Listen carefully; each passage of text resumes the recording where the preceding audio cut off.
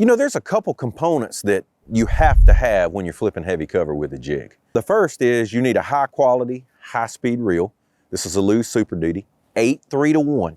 I always want a fast reel anytime I'm flipping or pitching.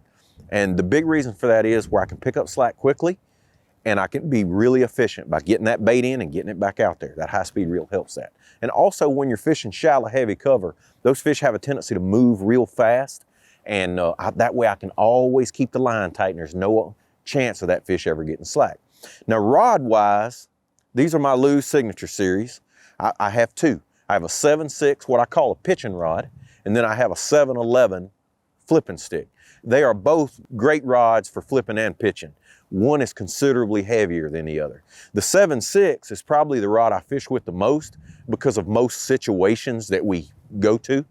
When the cover is not extremely heavy, like I'm pitching cypress trees, I'm pitching boat docks. It can even be a situation where I'm using fluorocarbon. I always use that 7/6. Now that 7/6 is still a big rod, but it's a real accurate rod, an easy rod to fish with. It's definitely not an overpowering rod. When you pick it up, it just fits in your hand perfect. It's a heavy / medium heavy type tip because that's very important when I'm pitching a bait around. I like enough tip to carry the bait, but that's where all your sensitivity is in the end. So sparser cover, cypress trees, boat docks, pitching the edge of reeds, that situation when you're going from braid to fluorocarbon or vice versa, when you want a little, what I call a little more finesse, my version of finesse flipping, which is still power fishing, I always reach for that 7/6. Now in situations where we're going in heavy, big lure, 3/4 ounce or heavier, always that 7/11. And the main reason for that is you need enough rod when you go to a big weight not to be overpowered by the weight of the lure. So anytime I'm using a 3/4 or heavier, I always reach for that 7/11. It's balanced perfect and it'll just not work you as hard when you're fishing that heavy lure. And you know, it's more times maybe I'm flipping deep grass, you know, places where I need lots of power, pulling fish out of mats, heavy lily pads, extremely heavy cover, I'm always gonna reach for that 7/11. So just think about this, that 7/6 is what I consider my plinking rod. Every day flipping and pitching, that's the rod I'm gonna go with every time. It's just perfect. Again, you can use it with fluorocarbon or braid, but when we're in that heavy cover situation, I'm always gonna go with the 7/11 Hackney Signature Series. Those are just the two rods that I'm gonna use anytime I'm flipping a jig, flipping plastic. Just think big weight, 7/11, lighter weights, 3/4 or less, 7/6. Perfect. So when I'm swimming a jig, it's a totally different setup from when I'm flipping a jig. So swimming a jig, I want a rod that's much softer.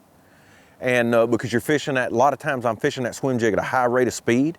I also like a bigger reel because it holds a lot of line. You're making a lot of long casts. I'll use the heavy duty when I'm flipping, the small 100 heavy duty when I'm flipping. But when I'm casting, I do all of my casting with a BB1 Pro. Speed wise, typically I got two different speeds. I use a 7.5-to-1 if the water's colder and I'm fishing that swim jig slower, and an 8.3-to-1 when I'm fishing at an extremely high rate of speed. But the BB1 Pro has a wide spool. And the reason I like the wide spool is when you make a long cast, you lose a lot of line. The reel has a tendency to keep that faster speed. You know, when I'm plinking or flipping and pitching, that's all done closer. You're using basically somewhere between 10 and 30 foot of line. Well, when I'm casting that swim jig, I'll probably be throwing it 60 yards. And so I like a big spool. That BB1 has a big spool, big handles. It's a powerful reel, it's fast. But the other deal is I want a rod with a soft tip. I typically go with two different swim jig rods. I use my 7.3 frog rod if the cover's not too heavy and I'm not making extra long casts. But in situations like here we are in Florida and I'm gonna throw a swim jig, I'm actually got a KVD 7.6. It's a soft 7.6 rod, got a lot of tip.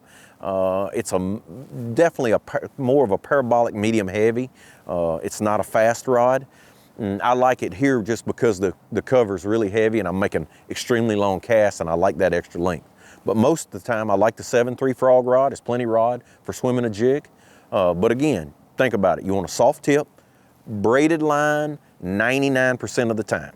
About the only time that I don't use braid when swimming a jig is when I'm fishing a swim jig down deep, slow rolling it. You know, I'll reach for fluorocarbon. It's a moving bait. There's not much opportunity. I'm worried about the fish seeing the line because you're throwing it in heavy cover most of the time, and there's just not much opportunity for that fish to see it. So a soft rod, braided line, BB1 Pro. 7.5 to 1 if you need a slower gear ratio. If you're burning that thing through cover, an 8.3 to 1. That's the setup I use on a swim jig.